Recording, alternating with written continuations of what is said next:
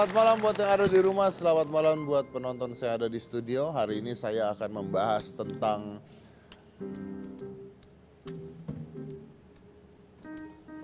mana? Aspri saya mana? Belum datang kali mas. Hah? Belum datang. Oh telat? Oh untung bukan TV lain, kok TV lain telat dipecat ini. Jangan ketawa ntar gue dinyinyirin lagi, ya kan? Iya. Mana Aspri saya mana? Panggil cepat. Oke jadi begini. Pada malam hari... Pak Deddy.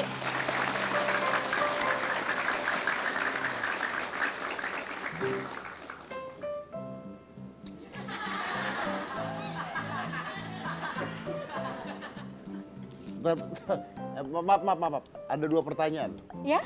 Satu, kamu siapa? Hah? Saya Aspri. Pak Deddy. Kedua, saya biasanya ngeliatnya ke arahnya sini. Kenapa kamu jadi segini Saya sekarang? segini ya? Oke. Nih, pas kan? Oh, iya. Begini terus bisa? Bisa. Tapi 2 detik aja, 1, 2 bisa. Parises gitu ya, 1, 2. abis ini. Squat jadinya. Ya, jadi kamu ngapain sih?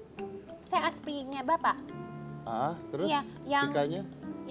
Yang lalu aku bikin sakit. Oh, luar biasa. Iya. Dibikin sakit. Aku bikin sakit dan dia memang sakit. Memang sakit? Sakit jiwa ya memang. Yes. Kalau saya jiwanya lebih benar gitu. Jadi saya Yakin? bikin dia lebih sakit. Yakin. Oke, buktikan ya. Buktikan. Oke, kita ada apa hari ini? Oke. Majuan dikit dong. Hari ini hari pertama Majuan saya kerja. Majuan lagi. Jadi hari Mundur. Udah Pak, segini Ya, Pak. ya, oke. Oke. Hari ini ada berita tentang video ibu siksa bayinya. Video bayi disiksa oleh ibunya sendiri di Bali viral di media sosial 26 Juli lalu.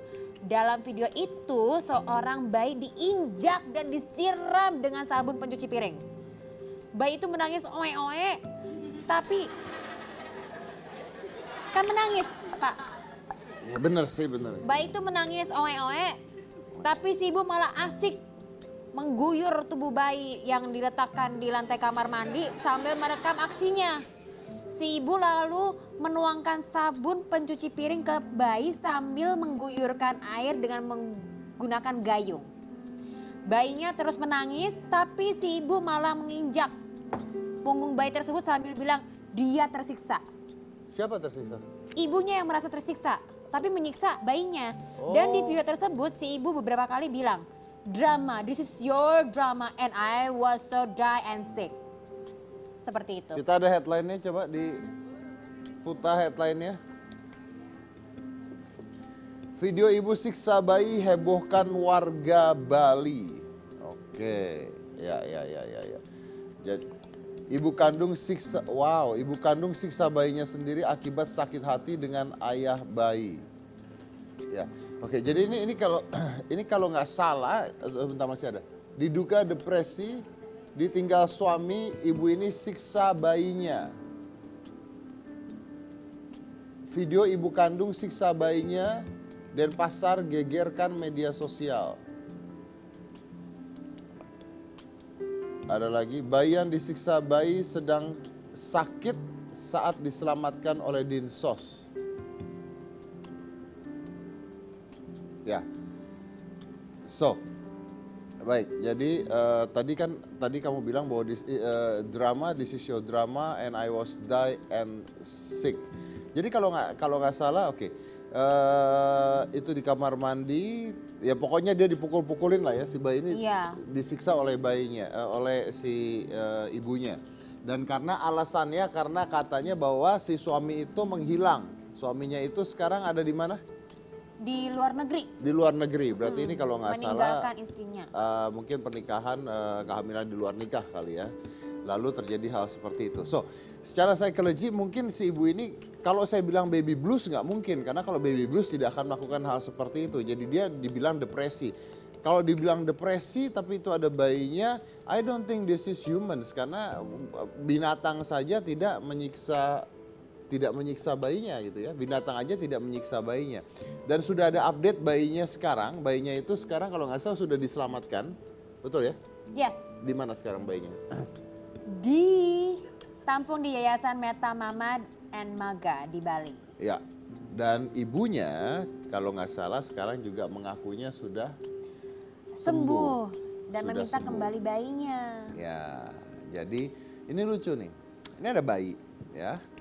Disiksa, diguyur air, dimandiinnya pakai sabun cuci piring, lalu dia nangis dan diinjak punggungnya, lalu dipukul-pukulin, lalu setelah itu diselamat. Dan ini divideokan sama ibunya sendiri supaya ayahnya melihat. Oke, so that's how it works, that's how you do it.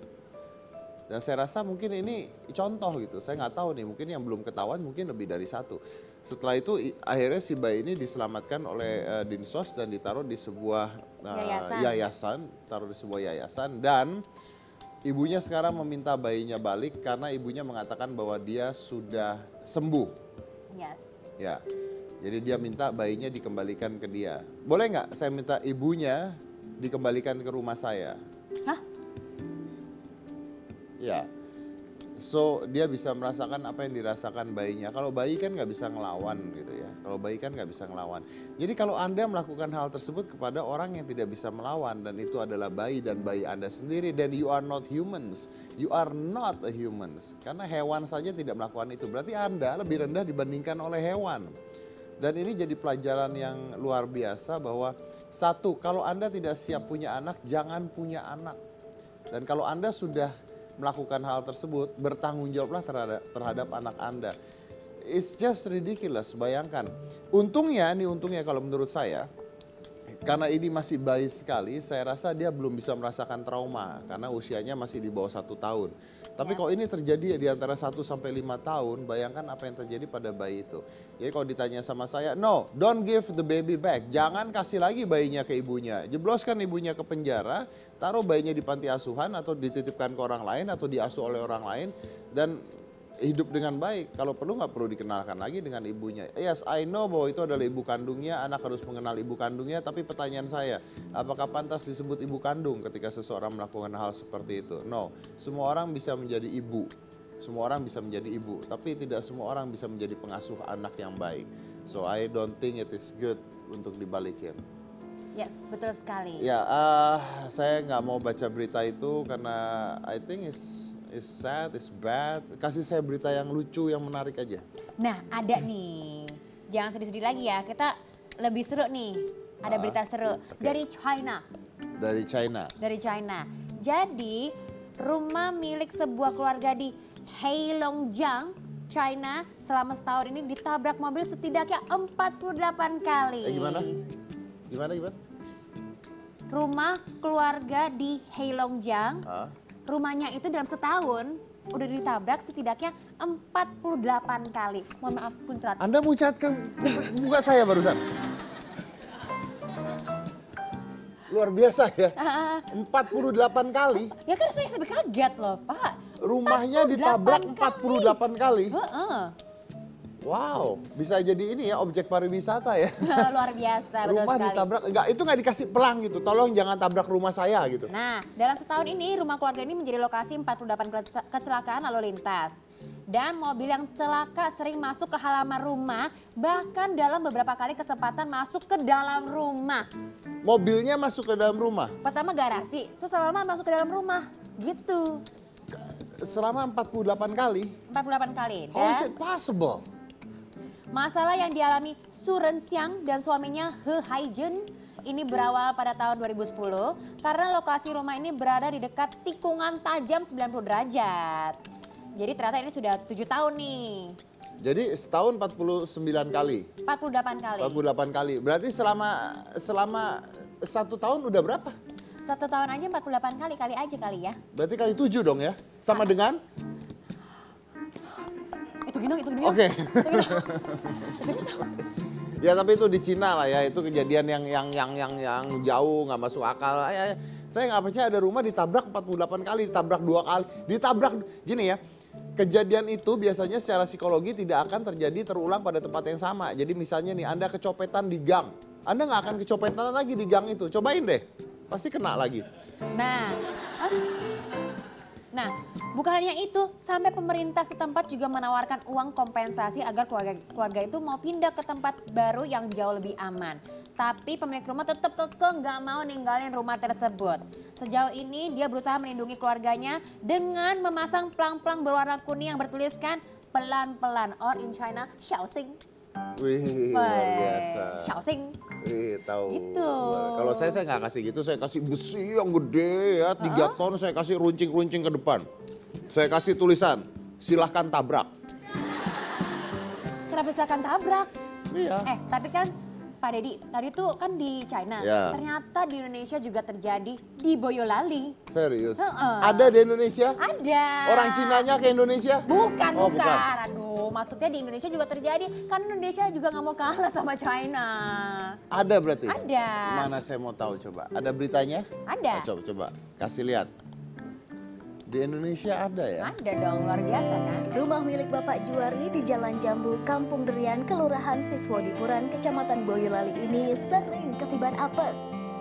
Tidak ada yang salah dari rumah Bapak Juari, namun letaknya yang berada persis di samping perempatan jalan besar membuatnya harus selalu waspada. Dalam 2 tahun terakhir saja, rumah tersebut sudah 5 kali tertabrak mobil atau truk yang mengalami kecelakaan di perempatan. Posisi rumah berukuran sekitar 8 x 12 meter itu tepat di sebelah pojok selatan perempatan Jalan Jambu dan Jalan Nanas. Namun dengan volume kendaraan yang melintas cukup padat, perempatan tersebut belum dilengkapi lampu lalu lintas. Nah, kira-kira Bapak Juari dan keluarga mau pindah nggak ya dari rumah tersebut?